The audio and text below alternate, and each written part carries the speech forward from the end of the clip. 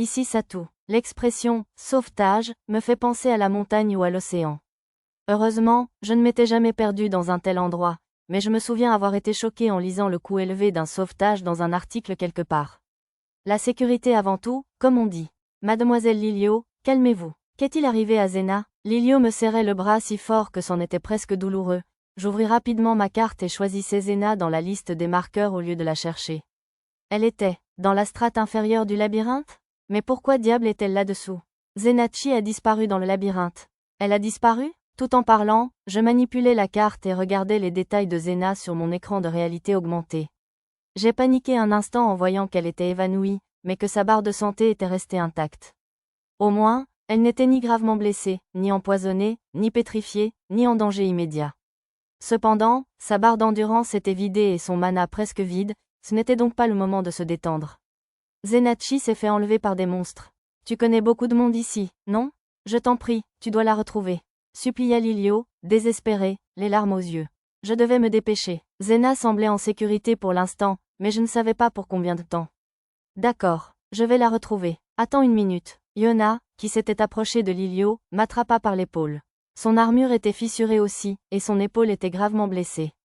Qu'est-ce qu'il y a? Je voulais aller sauver Zena au plus vite. Où allais-tu aller sans même demander où et comment elle a disparu? Ah bon, oups, j'ai un peu avancé.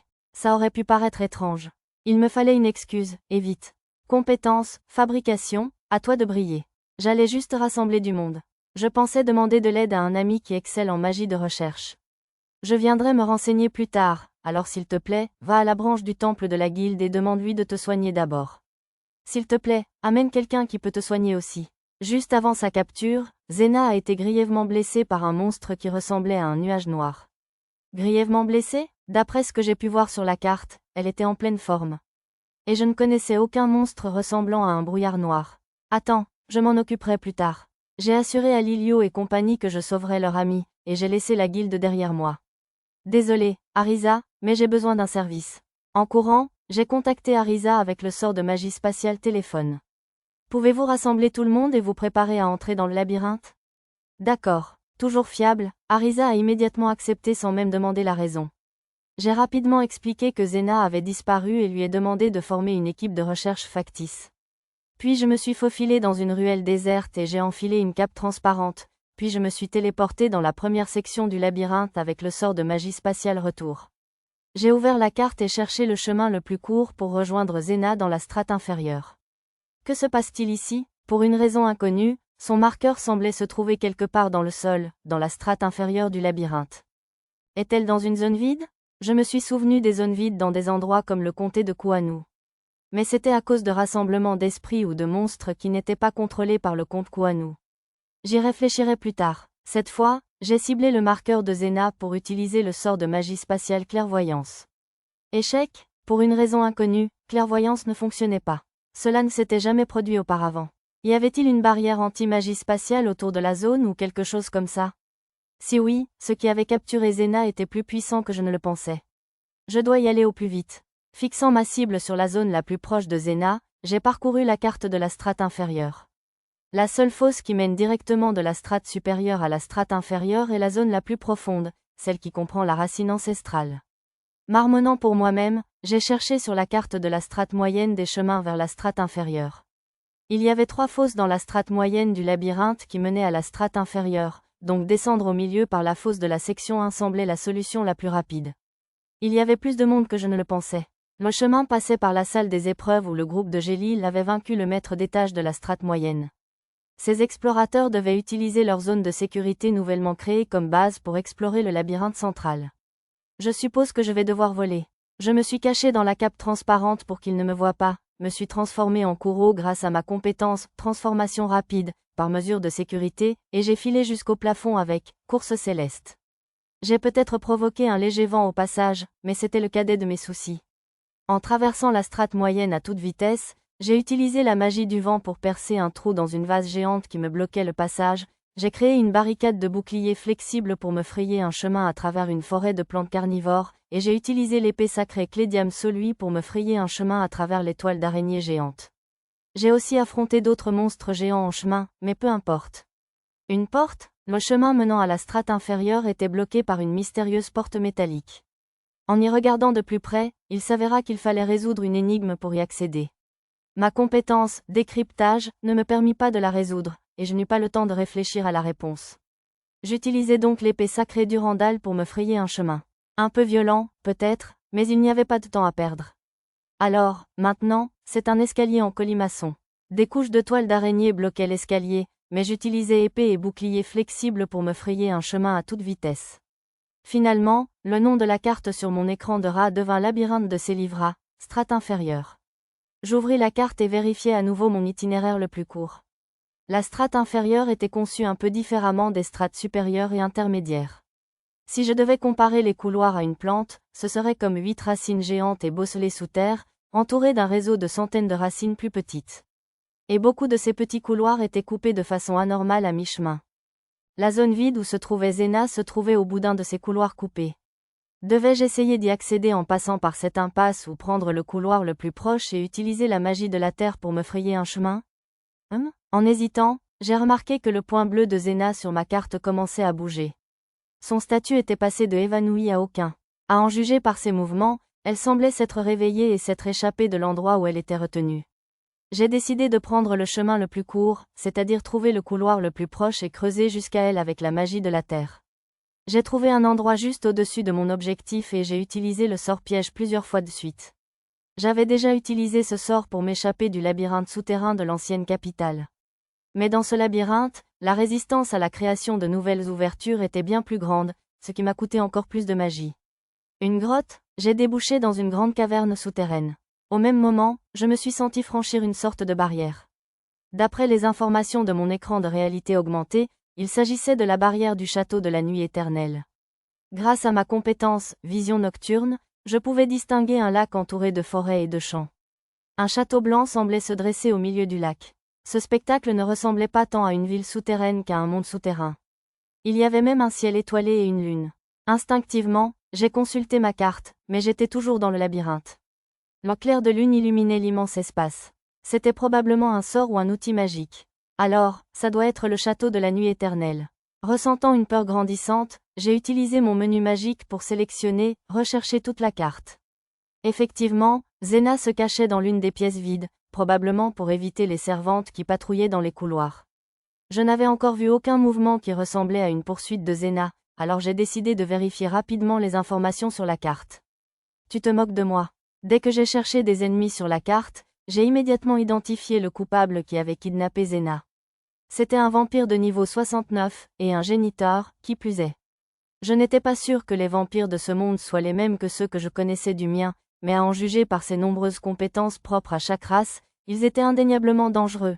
Forme de brume, marche de l'ombre, regard envoûtant, contrôle des morts-vivants, servant, chauve-souris, servant, loup, fusion d'animal, contrôle du sang, alliance du sang, contrat de sang, et servant du sang, semblaient tous être des compétences à prendre en compte. En fouillant dans les documents que j'avais sous la main, j'ai constaté que alliance du sang, contrat de sang, et servant du sang, étaient tous des moyens de créer davantage de vampires et de serviteurs.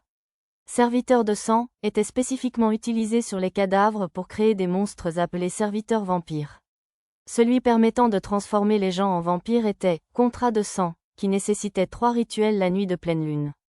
Si les rituels réussissaient, la victime obtenait le statut contrat de sang actif. J'ai immédiatement vérifié le statut de Zena, mais elle n'avait rien de tel. D'après mes notes, la compétence « analyse » standard ne permettrait pas d'identifier ce statut, mais les informations de mon menu étaient plus précises que celles d'une compétence « analyse », même au maximum, donc c'était sûrement vrai.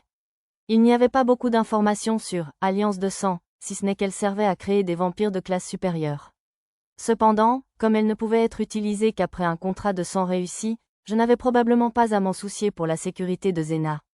Un peu plus soulagé, j'ai décidé d'examiner de plus près les informations concernant le vampire avant de secourir Zena.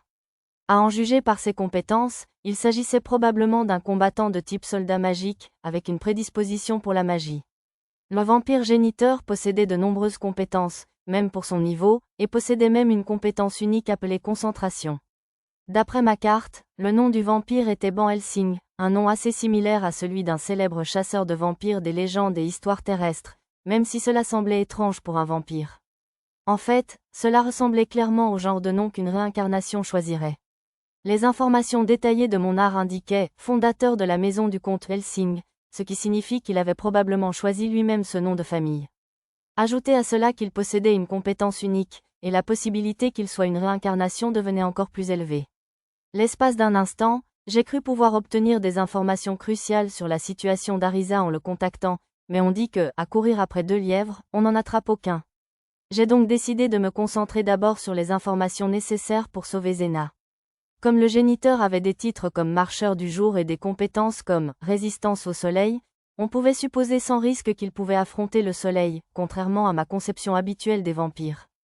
Outre le géniteur, le château de la nuit éternelle abritait 7 autres vampires de haut rang, une pléthore de poltergeists et 17 femmes, dont Zena. Étrangement, il n'y avait pas un seul vampire de moindre importance. 10 de ces femmes portaient le titre de servantes du château de la nuit éternelle, elles devaient être employées ici. Les 6 autres étaient des esclaves, assises sagement dans la pièce que Zena semblait avoir quittée. Le lac qui entourait le château était infesté de monstres comme des poissons fantômes et des poissons squelettes, et la forêt était peuplée de nombreux monstres morts-vivants comme des oiseaux fantômes et des loups squelettes, mais tous de niveau inférieur à 10, ne représentaient donc aucune menace. J'ai utilisé ma compétence vue télescopique et mon sort de clairvoyance pour explorer le château et ses environs. Près du château, des paysans squelettes travaillaient dur dans un vaste vignoble, et des poupées vivantes transportaient péniblement les raisins récoltés jusqu'au château. Un pont en zigzag reliait la rive au château, gardé par des silhouettes de gargouilles. De plus, mon écran de réalité augmentée m'indiquait la présence d'une barrière de détection au-dessus du lac. Quelle sécurité renforcée! Maintenant, comment puis-je sauver Zena? Je pouvais théoriquement entrer par la porte d'entrée, mais j'ai préféré me faufiler, ne voulant pas risquer que Zena soit prise en otage. Bien sûr, je pouvais essayer de parler directement au seigneur du château pour qu'il libère Zena, mais je voulais faire passer la sécurité de Zena avant tout. Sachant qu'il avait apparemment soigné ses blessures, il n'était peut-être pas un méchant, mais c'était quand même un vampire. Et s'il avait capturé Zena pour la nourrir, la prendre pour épouse, ou quelque chose du genre? J'ai voulu essayer de la surveiller avec clairvoyance, mais j'avais peur de déclencher la barrière de détection, alors j'ai attendu. J'ai plutôt essayé de régler le marqueur de Zena sur actif, ce qui signifie que sa position serait constamment affichée sur mon écran de rat. Cette fonctionnalité était initialement destinée à permettre aux joueurs de naviguer vers les PNJ pour les quêtes et autres, mais je suppose qu'elle avait aussi d'autres utilités. Juste à ce moment-là, le marqueur de Zena sur mon écran de rat s'est remis à bouger.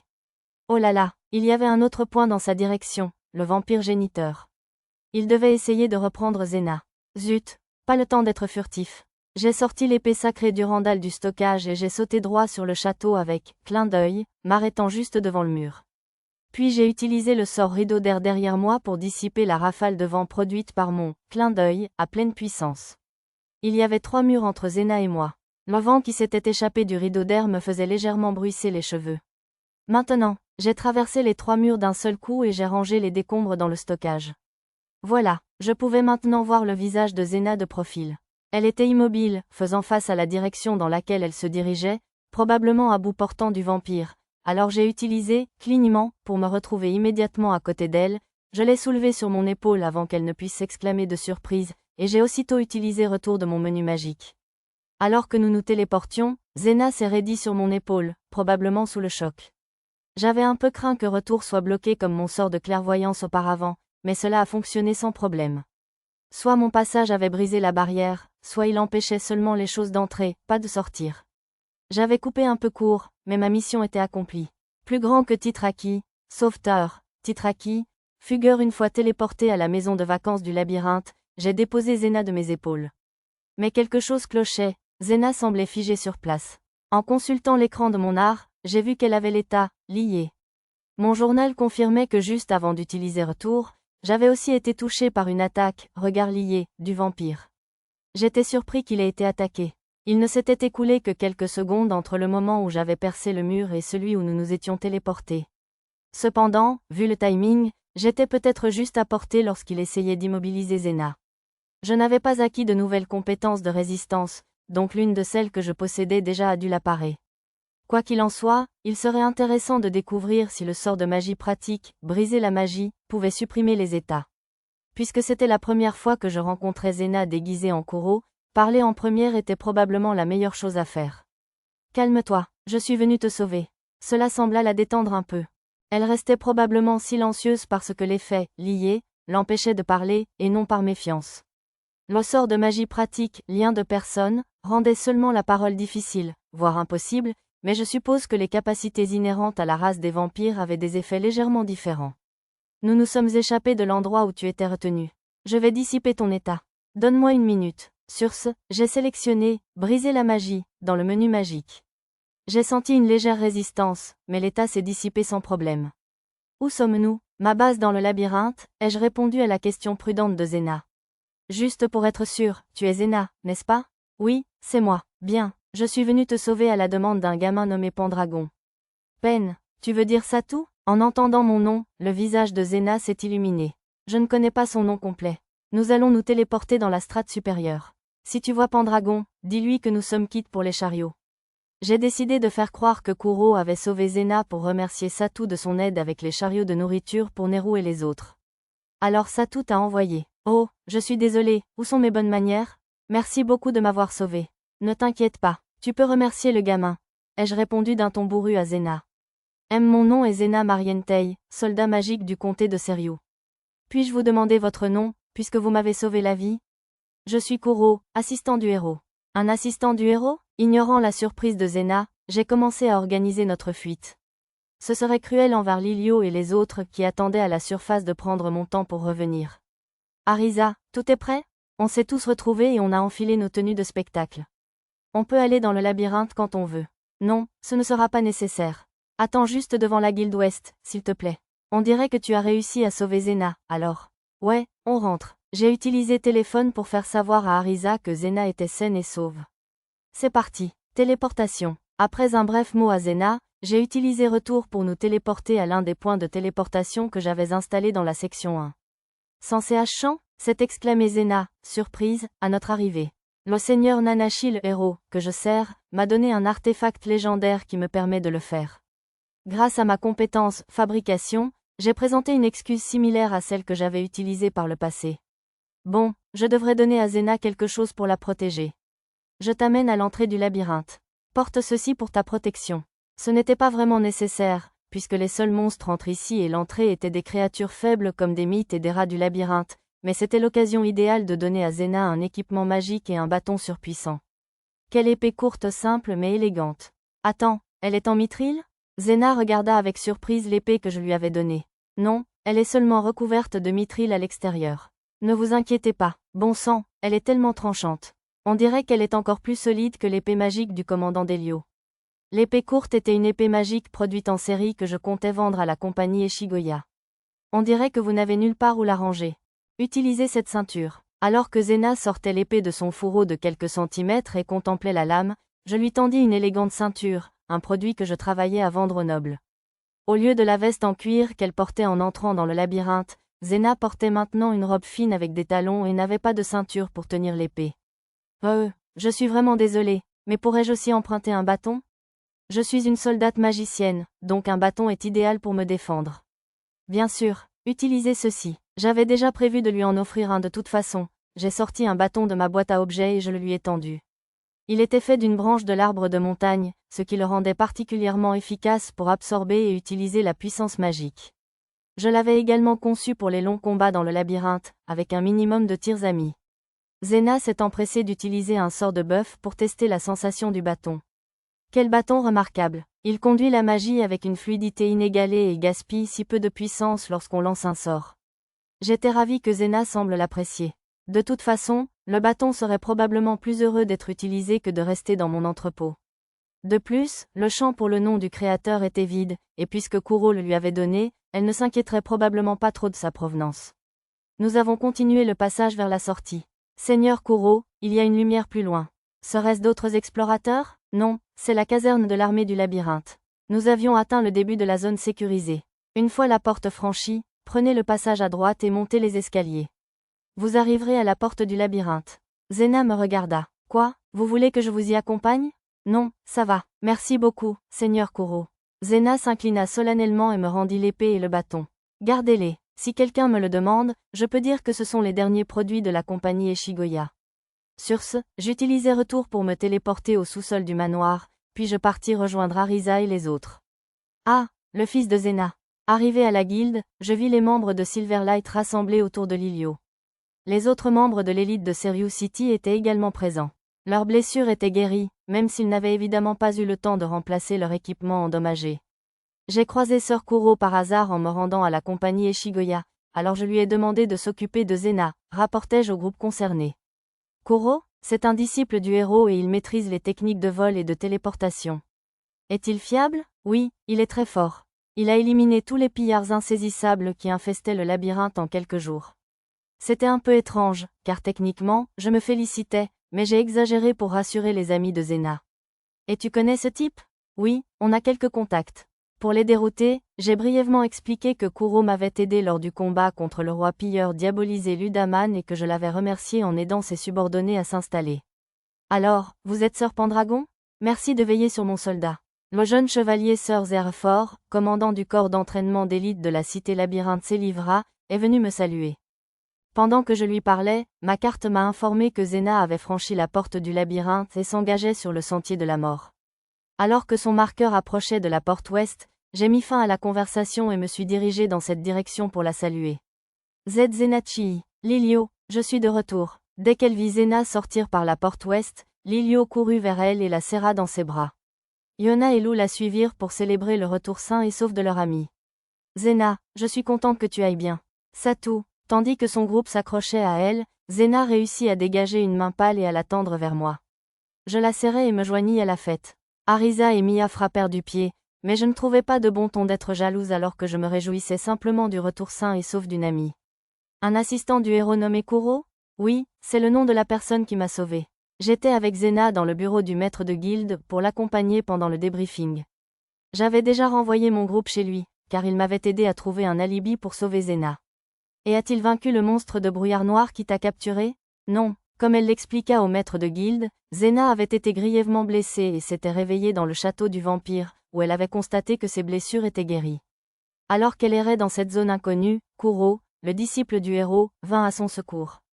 Zena ne mentionna pas que je lui avais demandé de la secourir. Le maître de guilde semblait conscient que Zena cachait quelque chose, mais elle n'insista pas. Je pourrais probablement aller lui parler des vampires et de Kuro plus tard. Zenachi, on dirait qu'on a quelques jours de congé le temps qu'il répare notre armure. Après le débriefing, nous sommes retournés au hall de guilde, où Lilio a transmis à Zena des informations du commandant de l'élite du labyrinthe. C'est vrai, ton armure avait l'air sérieusement abîmée à ton retour. Mais qu'est-ce que tu as combattu, au juste? Demandai-je. Ah, comment ça s'appelait déjà? Ce monstre incroyablement grand et rapide. Une menthe religieuse et PH.